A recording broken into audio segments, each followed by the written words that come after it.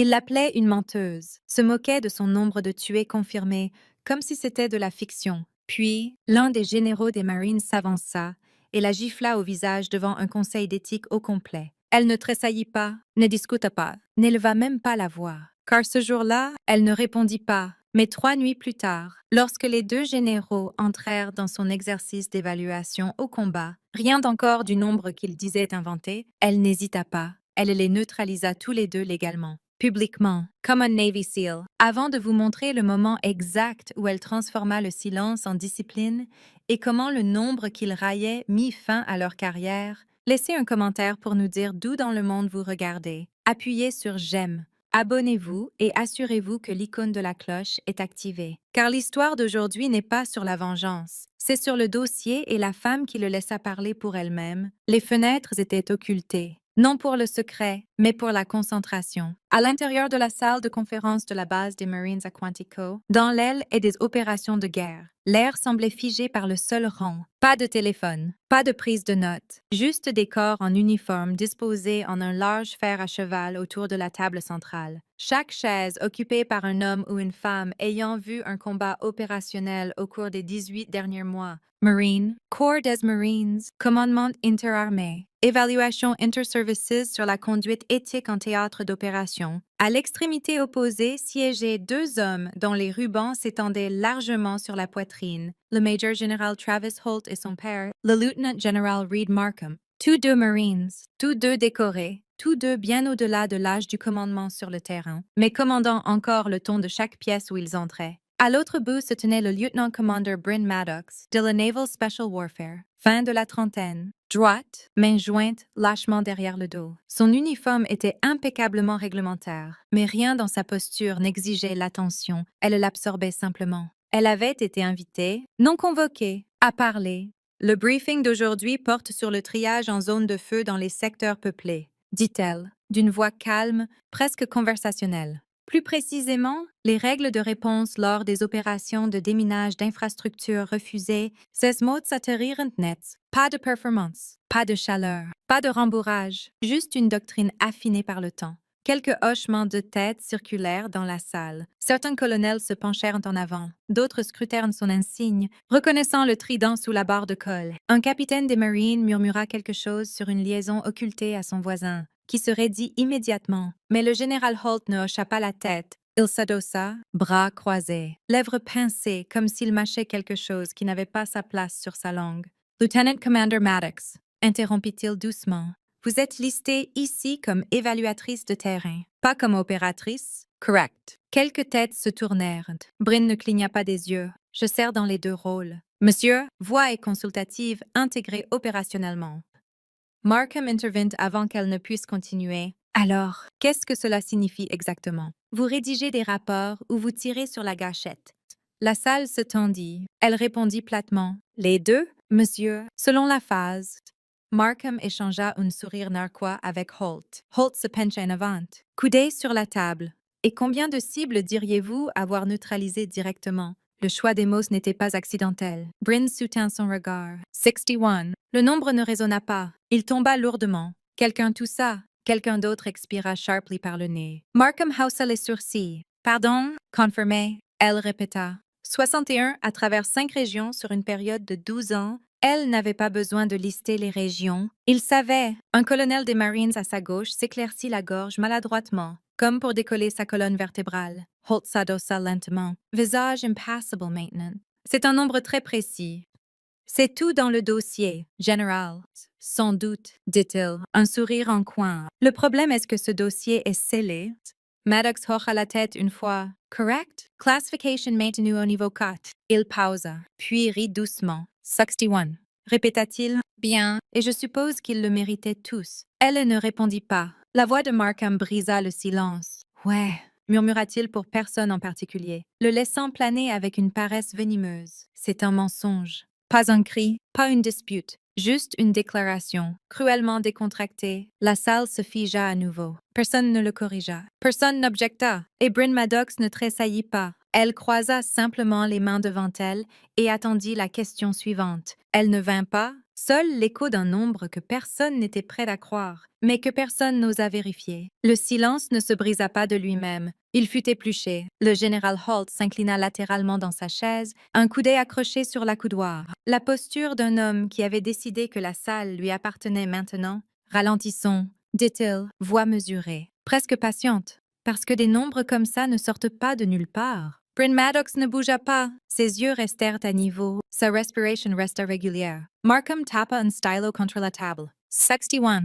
dit-il à nouveau, plus doucement cette fois, comme s'il testait la sensation de le dire à voix haute. C'est ambitieux. Quelques officiers remuèrent sur leur siège, pas en soutien, pas en protestation, juste assez pour signaler un malaise sans risque. Holt se tourna vers le groupe. Quelqu'un ici a-t-il déjà vu un compte vérifié au-dessus de 40 sans citation de commandement attaché? Personne ne répondit. Je ne le pensais pas, continua-t-il. Parce que quand les nombres commencent à grimper comme ça, ils cessent d'être opérationnels et deviennent performatifs. Il regarda Bryn. Alors dites-moi, Commander, parlons-nous de tués confirmés ou de menaces ressenties et rapportées plus tard? Elle répondit calmement. Confirmé, Monsieur. Verification par double source. Markham Ritsus Cape. Passe forte. Pas tranchant, juste assez pour empoisonner l'air. Hollywood, murmura-t-il. Cela fit l'affaire. Holt se pencha en avant à nouveau. Plus près maintenant. C'est un forum sérieux, dit-il. Nous n'inflons pas les nombres ici. Nous ne posons pas et nous ne laissons pas des conseillers venir réécrire la réalité parce que ça passe mieux sur papier. Bryn n'éleva pas la voix. Je ne suis pas ici pour impressionner qui que ce soit. Non, intervint Markham. Vous êtes ici pour vendre une histoire. Elle tourna légèrement la tête, juste assez pour le reconnaître. Je suis ici pour répondre aux questions qu'on m'a posées. Alors répondez honnêtement à celle-ci. Dit Holt. Combien de ces 61 pouvez-vous réellement prouver avoir tiré vous-même? La formulation était délibérée, un piège déguisé en clarification.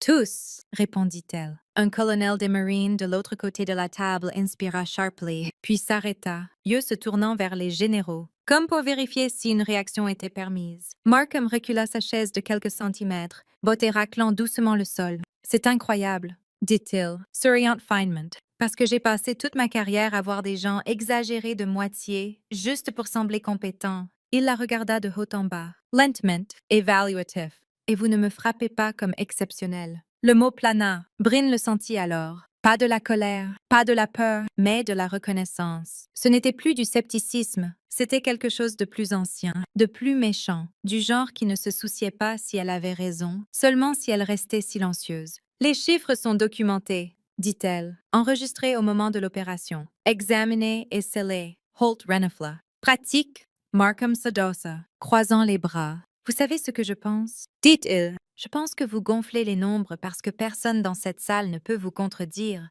La salle retint son souffle. Il inclina la tête, yeux plissés. Ce qui fait de vous une menteuse. Personne ne parle. Puis Holt conclut.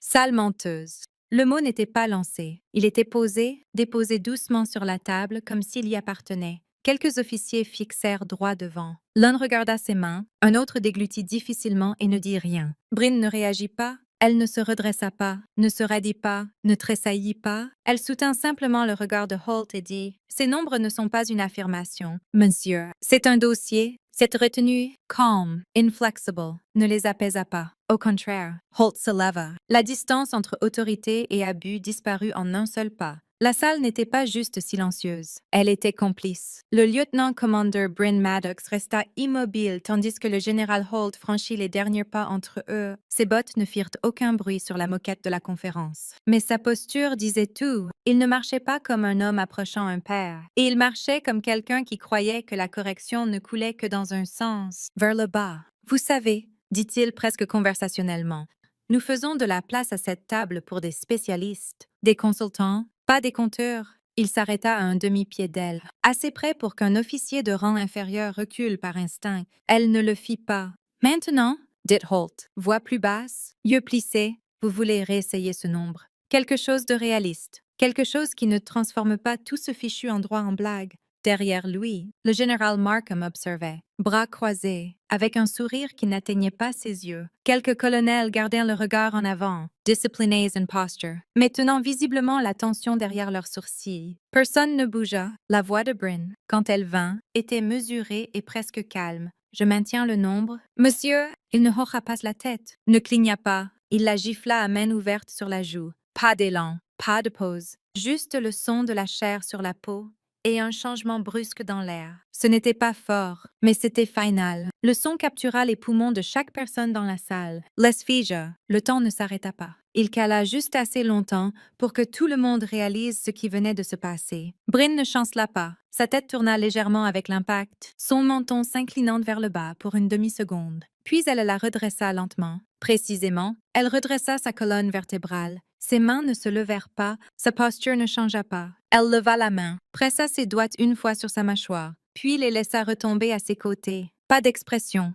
pas de réplique. Elle regarda directement Holt. « Session terminée », dit-elle calmement. « Je consignerai un résumé pour le commandement interarmé. » Puis elle se tourna proprement et sortit. Pas une seule voix ne l'arrêta. La porte claqua derrière elle comme une ponctuation. Pas un drame, juste une fermeture. À l'intérieur de la salle, Holt retira lentement sa main à son côté, comme si l'énergie l'avait enfin rattrapé. Son sourire avait disparu, mais il n'était pas embarrassé, juste immobile. Markham brisa le silence en premier, s'éclaircissant la gorge. « Elle ne va rien déposer, » dit-il sous cap.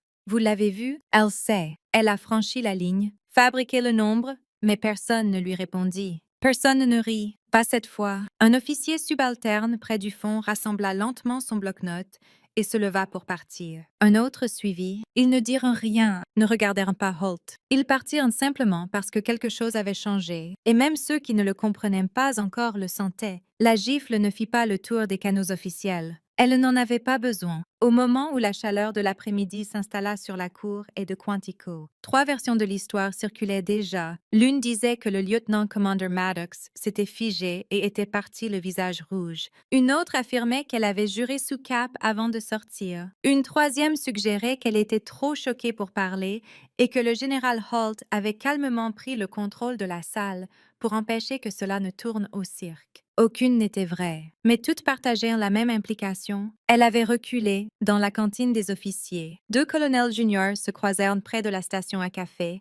Elle l'a prise, juste restée là, dit-on. Bon sang. Je pensais que les SEAL ne clignaient pas des yeux à rien. Peut-être qu'elle n'est pas vraiment SEAL. Près de l'annexe logistique, Markham et Holt se tenaient à l'ombre de la galerie sud, parlant avec un amusement discret. « Vous avez vu comment elle s'est pliée ?» dit Holt, mâchant un cure-dent comme un cigare. Pas de combat, pas de protestation, juste une peau de papier et de l'ego. Markham Ritt, 61 confirmé. J'ai entendu de meilleures fictions d'un caporal-chef avec une gueule de bois.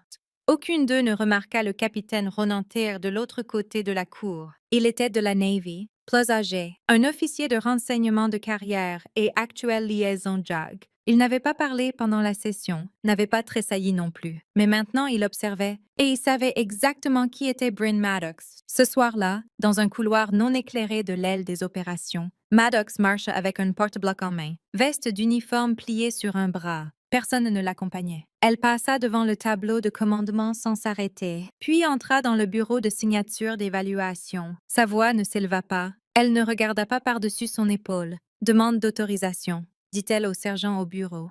Installation 12, bravo. Bail d'évaluation au combat. Créneau de minuit. Le sergent cligna des yeux. Oui, madame. Avez-vous besoin de formulaire d'entrée pour participantes? Je les téléchargerai dans l'heure. Il lui tendit le porte-bloc. Elle signa proprement, le referma et le rendit. 30 minutes plus tard, un message pingua discrètement à une petite liste de destinataires. 2 généraux des Marines, 3 officiers de la session précédente et un secrétaire d'état-major. Ligne d'objet. Exercice de crédibilité au combat interarmé demandé. Participation à l'observation. Ce n'était pas agressif. Ce n'était pas marqué urgent, juste consigné. Dans l'aile administrative voisine, le capitaine Tyr entra dans une pièce latérale où 2 classeurs scellés étaient gardés derrière un cabinet codé. Il entra un mot de passe, tira un volume, et tourna jusqu'à un dossier sous NSW Shadow Operations Tier 3 Review Access Only. Il fixa le nom Maddox. Bryn. Pas de photo, pas de détails, juste des lignes bloquées en rouge suivies de 2 mots. Crédibilité accordée. Il ferma le classeur parce que quoique les généraux pensaient avoir enterré sous le silence, ils n'avaient pas réalisé que le silence était la mèche. L'invitation ne ressemblait pas à un piège. Elle ressemblait à un protocole. À Zoseta le lendemain matin, l'email avait atteint les boîtes de réception des généraux Holt et Markham. Ligne d'objet standard. Bannière de classification standard, envoyée via le routage de liaison éthique interarmée. Sujet. Démonstration de revue de crédibilité opérationnelle. Invitation à participation en tant qu'observateur. Joint était un PDF d'une page unique. HUR 00. Liu Installation 12, Bravo. Baie d'évaluation au combat. Objectif. Évaluation réflexe vérifiée au niveau pour validation de performance opérationnelle. En base, proprement tapé, officier de liaison LCDRB, Maddox, Naval Special Warfare. Authorization niveau 4, Markham le lutte au petit déjeuner. Holt y jette un œil entre deux réunions. Aucun ne réagit. Ça doit être sa façon de sauver la face. Dites Holt cet après-midi-là, allongé dans son fauteuil de bureau, nous faire regarder courir un parcours d'obstacles et prétendre qu'elle a encore du jus. Markham haussa les épaules. Laissez-la tourner en rond. Elle ne va pas nous attaquer dans un bâtiment gouvernemental. Non, acquiesça Holt. Elle va jogger autour de Cone et espérer que quelqu'un applaudisse. Ils rirent tous les deux. Aucun ne remarqua que la liste des observateurs incluait non seulement des instructeurs des Marines, mais aussi 2 adjudicateurs éthiques de la Navy, un conseiller JAG et un capitaine de liaison légale de l'ONI, Noms Discrets. Autorité soutenue, de retour dans le couloir des communications. Bryn Maddox soumit son paquet de dérogations au terminal des opérations. Il contenait les noms de tous les participants, formulaire de consentement signé, plan de démonstration vérifié par protocole, reconnaissance d'utilisation de tactiques restreintes, autorisation d'examen interne. Personne ne l'arrêta. Personne ne questionna la demande parce qu'elle ne violait pas le protocole. Elle l'utilisait à 18 heures. Le mot s'était répandu, pas officiellement, pas largement, mais juste assez. Ils y vont vraiment. Demanda un lieutenant près des portes de la cantine. Markham et Holt ont confirmé. Uniforms complets. Niveau observateur. Quel genre d'exercice est-ce? Aucune idée. Certification reflex apparemment. Depuis quand les généraux font-ils des exercices? Les réponses n'importaient pas parce qu'à ce moment-là, l'élément le plus dangereux était déjà entré dans la salle. L'anticipation, dans une base comme Quantico, personne ne le dit ouvertement. Mais les gens observent qui entre dans un scénario en pensant gagner et qui y entre sans en avoir besoin. À 22 h Bryn Maddox se changea dans le vestiaire sombre derrière l'installation 12. Bravo, pas de foule, pas de bavardage de casier, juste le froissement discret de l'équipement tactique et une respiration se déplaçant lentement dans un système calibré pour attendre. Elle vérifia ses gants, vérifia son gilet, noua ses bottes, puis marcha jusqu'au panneau de contrôle et signa. En haut dans la tour d'observation, le capitaine Ronan Thayer ajusta son casque. Il n'avait apporté ni paperasse ni porte-bloc, juste l'autorisation pour témoigner. Un Marine Junior se pencha à côté de lui. Est-ce que ça va être comme un spectacle? Il ne détourna pas le regard de la vitre. Non, dit-il. Ça va être une correction? En basse, la porte d'entrée s'ouvrit et les généraux Holt et Markham entrèrent. Saurians, les lumières de l'installation 12. Bravo n'étaient pas blanches fluorescentes. Elles étaient recouvertes d'infrarouge rouge, du genre utilisé pour la simulation en quartier proche sous faible visibilité. La salle semblait vidée d'oxygène. Les ombres pulsaient avec un mouvement qui n'avait pas encore commencé. À l'intérieur de la grille de briefing, le lieutenant-commandeur Bryn Maddox se tenait seul. Pas de porte-bloc, pas de voix de conférencière, juste un uniforme tactique noir ajusté. Pas d'insigne, pas de rembourrage, juste une readiness silencieuse. Sa tresse était épinglée serrée sous un bonnet en maille. Gants cerises, respiration stable. Pas de contact visuel avec la plateforme d'observation au-dessus. L'intercom Gracia. Scénario en direct. Périmètre d'évaluation vert. Dans la tour de contrôle. Le capitaine Ronan Thayer ne bougea pas. Il n'en avait pas besoin. Il avait déjà vu Holt et Markham entrer en se pavanant, riant, taquinant un des officiers juniors qui osait demander quelles étaient les règles. Maintenant, il se tenait à l'extrémité opposée de la grille, vêtus de tenue de combat, manches roulées. Pas de casque, fusils factices jetés négligemment sur leurs épaules. C'est ici que nous prouvons que nous ne sommes pas qualifiés, dit Holt à la salle. Markham aboya un sourire.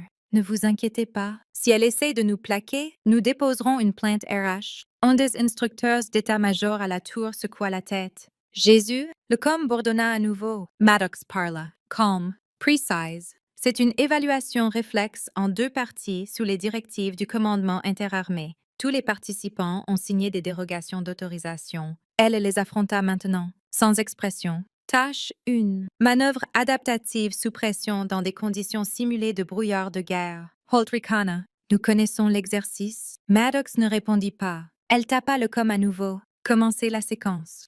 Instantanément, la grille au sol changea. Des sifflements pneumatiques ouvrirent des panneaux coulissants. Brouillard. Vapeur simulante pulvérisait des plaintes. La température chuta de 3 degrés. Les amortisseurs acoustiques s'engagèrent. La vision se rétrécit à 5 mètres. Le général sourit. Markham bougea en premier.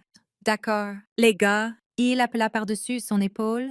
Débusquons le mythe. Il n'eut pas le temps de sortir la deuxième phrase. Maddox était déjà là, une ombre basse à sa gauche. Son fusil se leva trop tard. Elle le redirigea avec son avant-bras, pivota derrière son côté dominant, accrocha son coude à travers la sangle et l'utilisa pour tirer son propre bras sur son cou comme un levier, une torsion, une chute, une tombée silencieuse. Le son de lui heurtant le tapis s'enregistra à peine sur le sifflement blanc de la vapeur.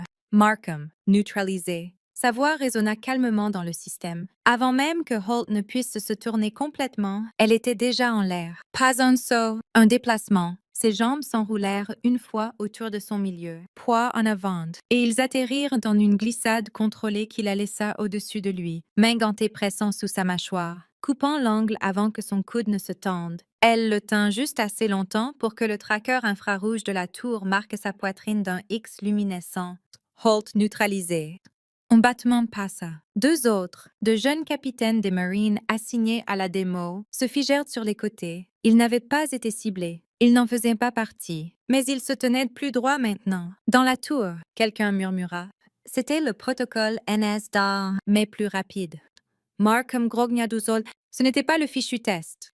Maddox se leva. Pas de sueur. Pas d'essoufflement. Juste de la clarté. Vous vouliez un nombre? Dit-elle, voix basse. Mais vous n'avez jamais cared ce que cela signifiait. Holt s'assit, toussant. Et c'est une cascade?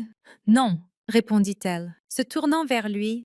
C'est une réponse. Vous avez demandé ce qui fait quelqu'un un SEAL. Elle passa devant eux deux, sans jamais regarder en bas. Au bord de la grille, elle s'arrêta juste assez longtemps pour dire une dernière ligne. Une seule fois.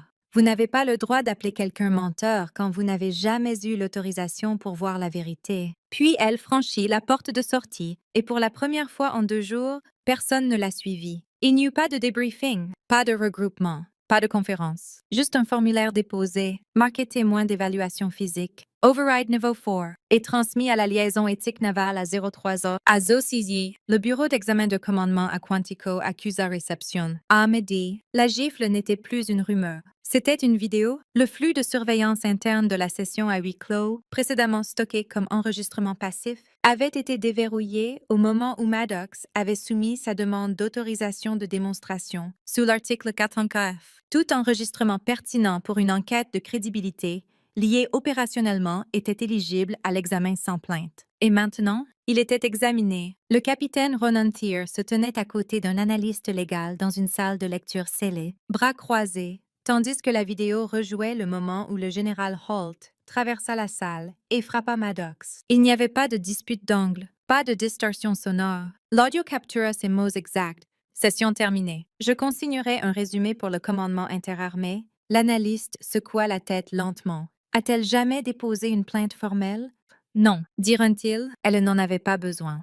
2 étages plus bas. Un officier de données effectua un balayage de vérification à travers le registre restreint des comptes de tués. Le nom de Maddox apparut sur 5 rapports UP, chacune marquée d'une étiquette noire unique, abréviation pour action scellée, niveau 4 avec confirmation tierce. Tous les 5 avaient des logs de confirmation croisés. Chaque opération avait des flux satellites ou ISR timestampés. Chaque tir était documenté et tous les 61 comptabilisés. L'officier d'état-major s'éloigna de l'écran, se frotta le visage et murmura sous cap. « Bon sang !»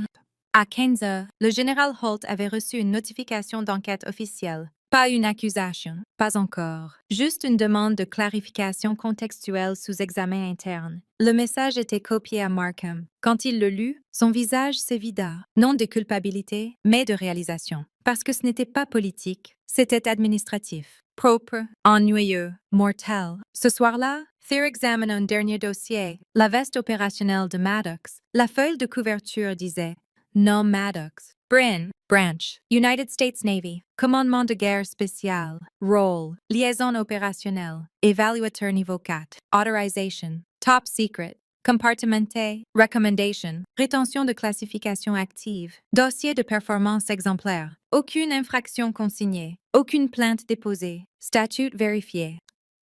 Il ferma le dossier lentement, parce que le mensonge n'avait pas été le sien. L'excès n'avait pas été le sien. Et maintenant, le dossier avait rattrapé les deux hommes qui l'avaient dit. À l'intérieur de la chambre d'examen formelle, les chaises étaient déjà arrangées. Il n'y aurait pas de presse, il n'y aurait pas de scandale. Mais il y aurait des répercussions, du genre qui ne laissent pas de marque sauf dans un dossier. La salle d'audience était petite. Pas de caméras, pas de tribunal, pas de salut, juste 5 chaises alignées devant une table où personne n'élevait la voix. Le général Holt s'assit dos droit, uniforme repassé, mâchoire verrouillée à un angle suggérant le contrôle. Le général Markham s'assit à côté de lui, expression turn, ni apologétique ni défiant, juste attendant le script. Mais il n'y avait pas de script parce que personne n'allait en lire un pour eux. À la table opposée, le capitaine Ronan Thayer lut directement des conclusions. L'examen confirme que le contact physique a été initié par le général Holt contre le lieutenant-commander Maddox lors d'une session à huis clos.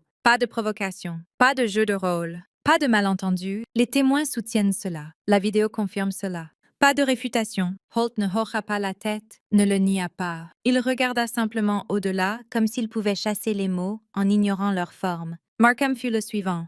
Vous avez été trouvé avoir soutenu et encouragé verbalement la distorsion d'un dossier de combat classifié dans un cadre formel. Vous avez qualifié le dossier de service de fiction hollywoodienne et contribué à une atmosphère de dégradation professionnelle. Markham fixa le bord de la table. Aucun des deux hommes ne fut invité à répondre parce que ce n'était pas sur le récit. C'était sur le dossier. À effet immédiat, continue Thayer. Les deux officiers sont retirés de la participation au commandement interarmé. Une censure formelle était mise pour chaque dossier sous l'article 47. La recommandation du Conseil d'examen est la retraite permanente des rôles de consultation politique active.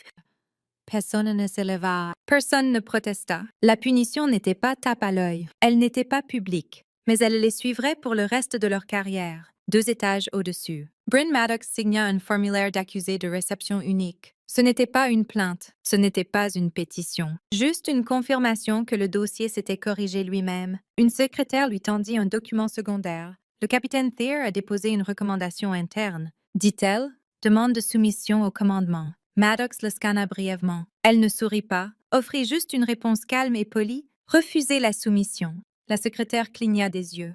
Madame, respectueusement. Maddox dit, pliant le formulaire et le reposant sur le bureau. Nous ne décorons pas la discipline. Elle se tourna pour partir. Le moment était déjà derrière elle. De retour dans la salle d'examen, Holt et Markham furent escortés par le couloir latéral. Pas de menottes, pas de réprimande, juste le silence et un paquet de démissions chacun. Et au-dessus de tout cela, dans le même système qui avait autrefois laissé une gifle atterrir sans protestation, quelque chose de subtil avait changé. Pas de vengeance. Une correction, du genre qui ne fait pas les gros titres, juste des dossiers clos et de nouvelles règles. L'air dehors du bloc administratif de Quantico sentait la pluie, bien qu'aucune n'ait tombé. Le lieutenant-commander Bryn Maddox marcha le chemin, elle le long de la clôture de périmètre seul. Pas d'escorte, personne traînant derrière pour poser des questions, juste le rythme régulier de bottes sur le béton et un vent qui n'avait pas décidé s'il refroidirait l'endroit ou porterait l'attention plus loin sur le terrain. Elle n'était plus en uniforme. T-shirt PT noir,